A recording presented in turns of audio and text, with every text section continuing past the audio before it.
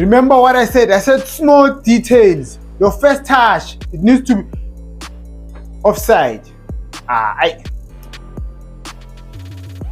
This team was playing a high line, especially first half.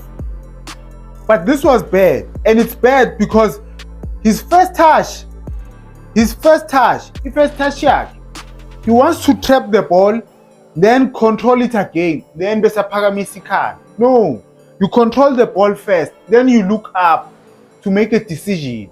And if no one is opened, then you push the ball again. Not good when you trap and then you push it, then you look up, then you pass. Usidla ngesikhathi. Watch. Trap, push, then he looks up.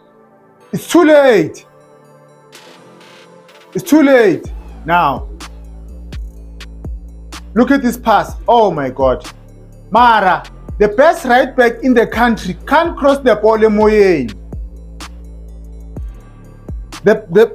I'm understanding kanjani. The best right back in the country can't cross the ball emoyeni. He's only good malhamba phansi phela. But maliza phezulu, it's bad. This was a bad cross. This was